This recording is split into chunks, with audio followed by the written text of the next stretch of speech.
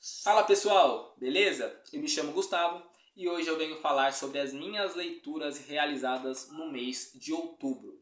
Esse conteúdo é novo, eu não gravei nenhum vídeo desse ainda aqui no canal, então eu espero que vocês gostem. Eu vou gravar outros nos meses seguintes e eu aguardo um feedback de vocês, pessoal. Eu espero que vocês gostem, tá bom?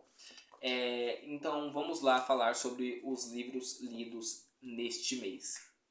Começando por um livro que eu simplesmente amei.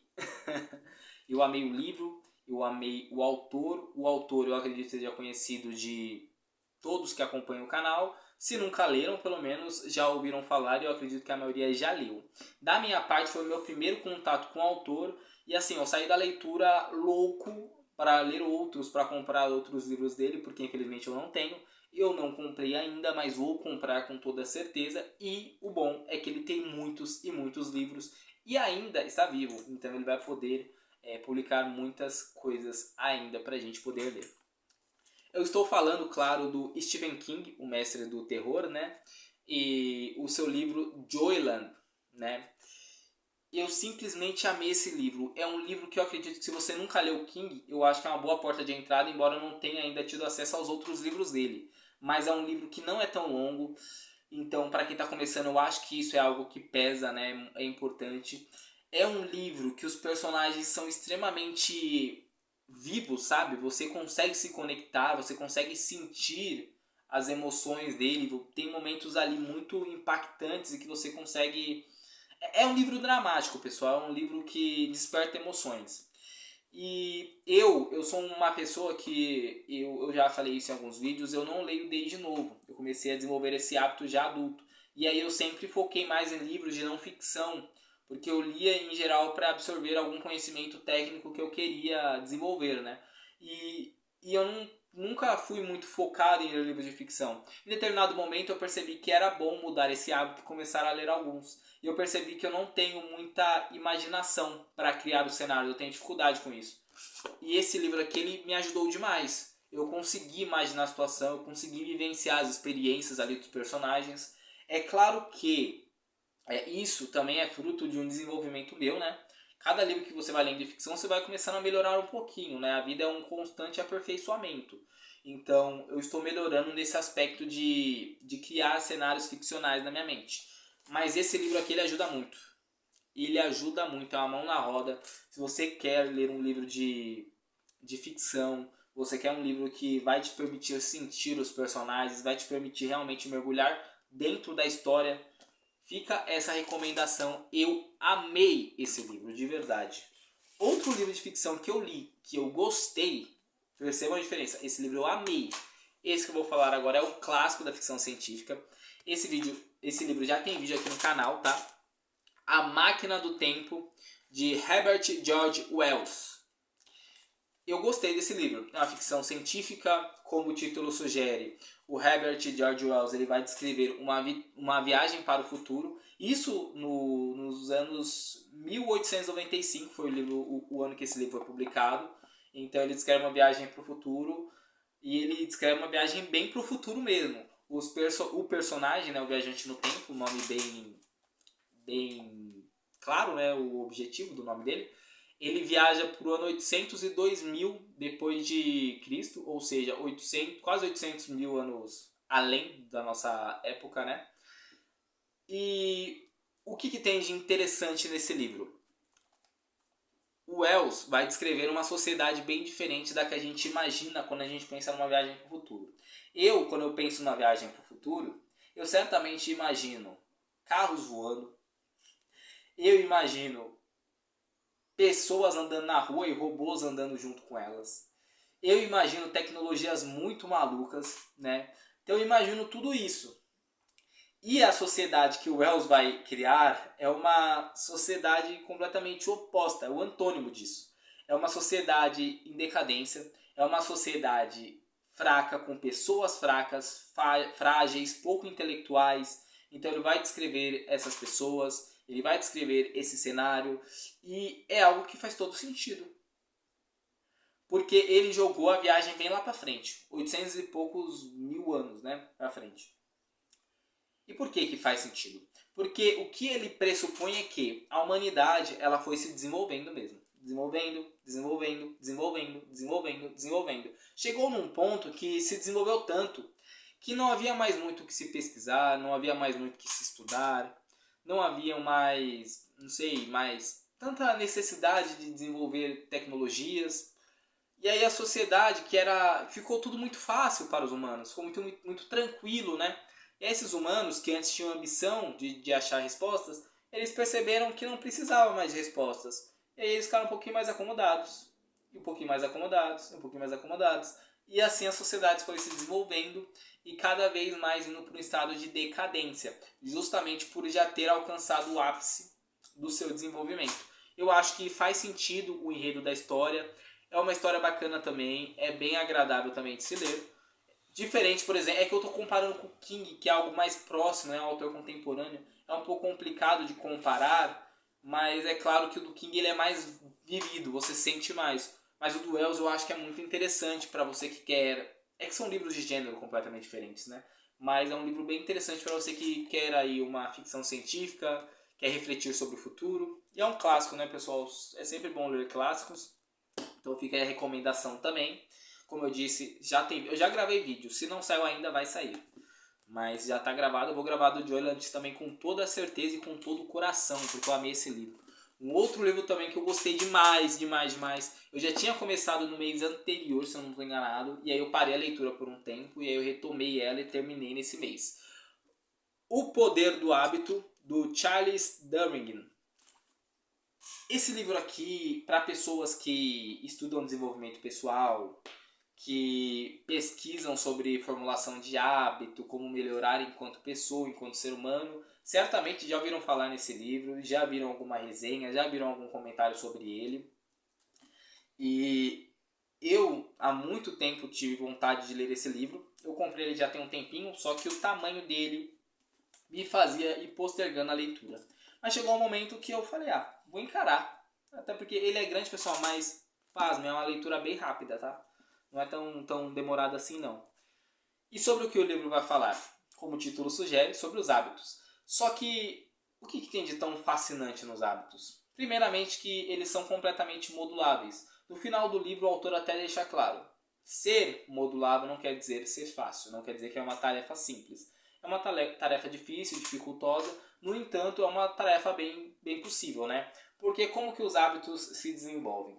O hábito, basicamente, ele tem uma deixa, que geralmente aqui no Brasil nós chamamos de gatilho, né? Mas o Charles ele vai falar de uma deixa que gera uma rotina. A rotina é o comportamento, é o hábito. E no final tem uma recompensa. Então, a partir da deixa, você desencadeia um ato e gera na recompensa. Isso aí pode ser tanto para coisas boas quanto para ruins, né? Por exemplo, quando você se senta e começa a ler, é um hábito bom. O hábito de sentar ali no seu ambiente, o ambiente que você já tem para isso, pegar o livro, isso é a deixa. O comportamento vai ser a leitura, a recompensa é você absorver o conhecimento. Mas da mesma forma que isso é algo positivo, existem muitos hábitos negativos. Então, por exemplo, ir no fast food comer porque está entediado. Você tem ali a deixa, que é um momento tedioso. O hábito seu, que você já se acostumou, é ir comer e a recompensa é você talvez engordar ou diminuir sua qualidade de vida, né? Então, ele vai explicar como você pode modular isso e ir mudando o seu comportamento, né? Você vai, basicamente, atacar a deixa, né? Ou mesmo que não atacar ela, mas a partir dela gerar um novo hábito que também vai ter que te entregar uma recompensa no final. Então você vai substituir um hábito por outro, basicamente. Não é eliminar um hábito, mas é colocar outro no lugar, entendeu? É isso que é muito importante. Muitas pessoas tentam acabar com um hábito ruim simplesmente descartando ele. O ideal, na verdade, é você tirar esse hábito ruim e colocar outro no lugar. E ele vai falar também no começo do livro sobre alguns processos neurológicos, né? Ele vai explicar bem tecnicamente no começo do livro, e essa parte eu acho muito interessante. Porque ele dentro do livro ele coloca vários depoimentos reais mesmo, que aconteceram, de pessoas vivas, enfim. E teve várias pessoas que sofreram acidentes, né? Que afetaram certas regiões do cérebro que eram responsáveis, por exemplo, pela memória. E aí ele coleta, por exemplo, o depoimento de uma pessoa que ela, por exemplo, sofreu uma lesão na memória e essa pessoa ela já passava com um médico específico, né? E aí, beleza, ela perdeu a memória, mas toda vez que ela ia a esse médico, ela pedia para ir ao banheiro. Na teoria, ela não se lembraria de como ir ao banheiro, né? Ela não consegue ter a memória ali intacta, ela não lembrava. Mas mesmo sem lembrar, como ela já tinha o hábito, ela conseguia chegar ao banheiro sem pedir nenhuma informação. Simplesmente por ter desenvolvido um hábito. Entenderam? Então é algo muito magnífico. Quando você consegue modular isso, e como o próprio autor fala, não necessariamente vai ser fácil. Existem uma série de fatores que pesam. Então eu consumo outros conteúdos sobre isso também, né? Principalmente em podcasts, vídeos. Já li alguns livros também. É um buraco bem fundo, é bem complexo, mas é um livro muito interessante, então fica a leitura. Gostei demais, demais, demais. Poder do Hábito, Charles Darwin. E, para finalizar, um livro que eu não finalizei. Esse aqui está em andamento, então eu vou falar mais sobre ele provavelmente no vídeo falando sobre as leituras de novembro que eu vou realizar. Certo? História do Brasil Império, Miriam Donhoff. Miriam Donhoff. É um livro da editora Contexto. Gosto demais dos livros da Contexto. Ela tem uma coleçãozinha com essa lombadinha aqui, que são vários livros sobre vários temas diferentes, né? Então, por exemplo, eu já li e já gravei resenha para 2 aqui no canal. Eu já li o da América Latina, que fala sobre a história da América Latina, né? Eu já li e gravei resenha também de um sobre Brasil Colônia, tem também aqui no canal. E esse é sobre Brasil Império, e eu vou ler e vou gravar resenha também no canal e vou aprender muito, porque esses livros possuem muita informação e são livros que sempre são de referências no assunto. Então a Miriam, por exemplo, ela com certeza é uma historiadora muito renomada, especialista no assunto e tal.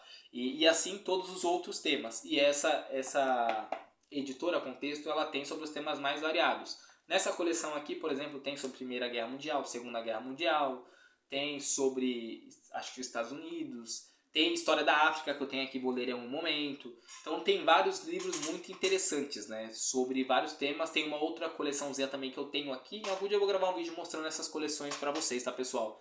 Da Repensando a História, aí vai ter Evolução Francesa, vão ter vários temas bacanas.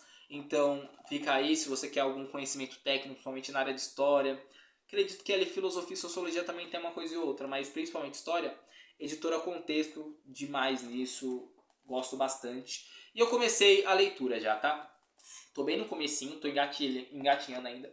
Mas já deu para entender que ela vai falar muito sobre o processo de formação de identidade no livro. Porque o que acontece? O que é o Brasil Império? O Brasil tem 3 fases, né? Brasil Colônia, Brasil Império e Brasil República. Colônia de 1500, quando foi descoberta e colonizada pelos portugueses, até 1822, quando o Brasil se torna independente.